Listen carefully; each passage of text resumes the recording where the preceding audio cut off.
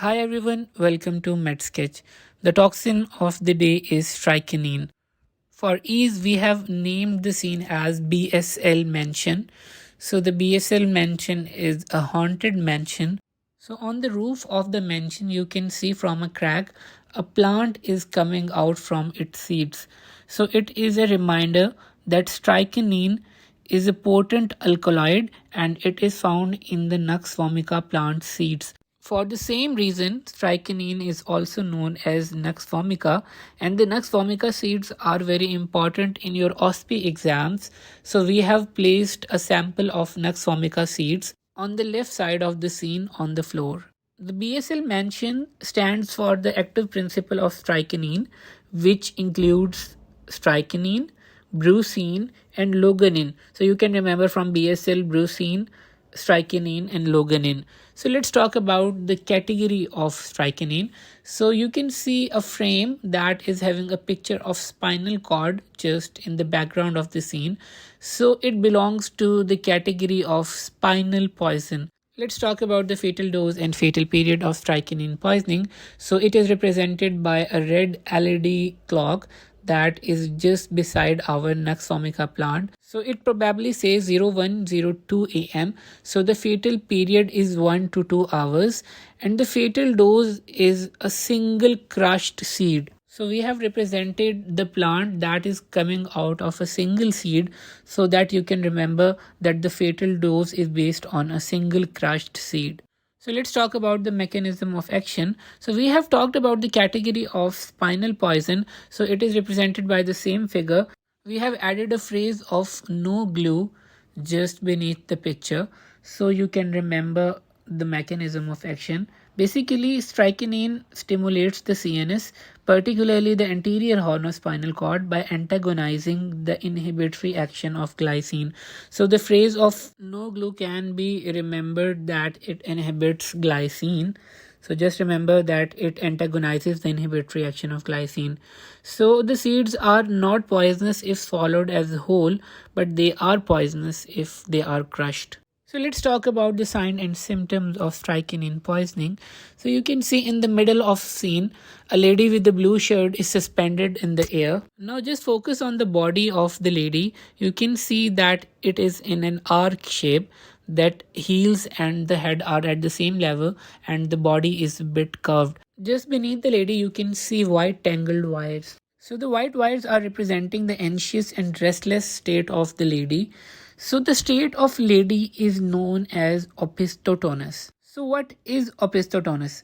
So what happens is that there is stiffness of muscles before the curving of the body, and both the flexors and extensors of the body are involved, and at that point the heels and back of the head are contacting the ground and the muscles grow so rigid and inflexible that the body is in arch shape. So this is known as opisthotonus. So you may have heard it or seen it in your tetanus videos. So just remember that the floating lady is representing the state of opisthotonus, and it is due to the simultaneous flexion and extension of muscles of the body.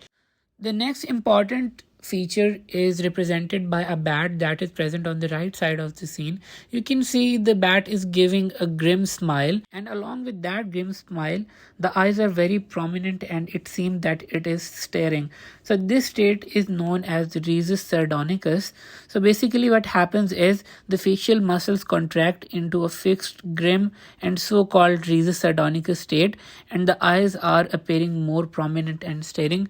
So it is also common with tetanus as well. And just remember that if the body is curved forward only, it is known as improsthotonus, and if it is curved sideways, it is known as pleurosthotonus. These are actually very difficult to pronounce. So let's talk about the post-mortem appearance. So the post-mortem appearance is represented by a lady in red shirt. As you can see that the body is bit bended as the lady is doing yoga, and also seeds are present in front of her. So you can find signs of asphyxia. The rigor mortis sets in almost immediately after death and passes off early. So the lady is representing the state of rigor mortis, and the remains of seed may also be found in the stomach. So we have showed that with the seed. Also remember that strychnine resists putrefaction and can be detected from the viscera of the dead bodies. So let's talk about the medico-legal aspects. So the medico-legal importance is represented by the stair scene. So on the right side of the scene you can see caution labels are present in front of the stairs, and just beside the caution label you can see dead mouse and a dead dog. So the caution label is representing the accidental poisoning of strychnine. So poisoning from strychnine is mostly accidental from use as an aphrodisiac.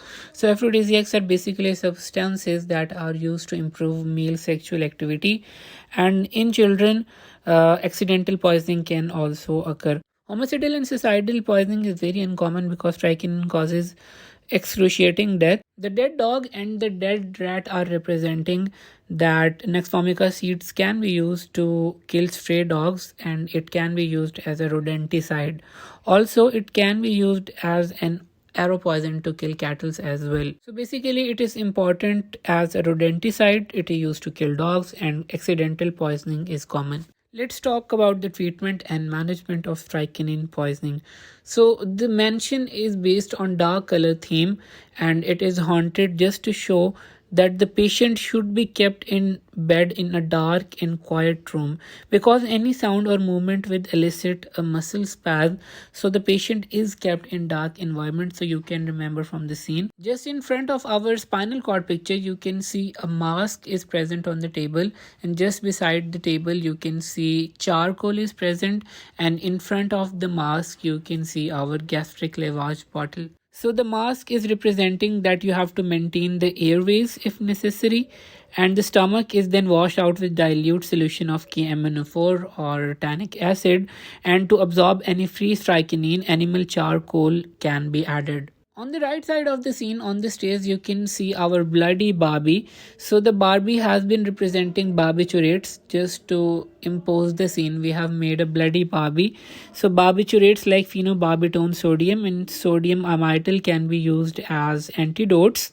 On the left side of scene, a shadow of lady is stretching her body or doing some sort of yoga. So it is representing the use of muscle relaxants including mefenacin and diazepam. Both of these drugs can be used in IV form just to improve the muscle spasm caused by the strychnine poisoning. So just to summarize the management, you have to keep the patient in dark room, you have to maintain the airway, you can wash the stomach of the patient with the gastric lavage, you can use animal charcoal. Also barbiturates can be added, and muscle relaxants including mefenacin and intravenous diazepam can be used. So it was all about strychnine poisoning. So you can remember from the scene. If you have any questions, feel free to ask in the comment section. Till then, take care.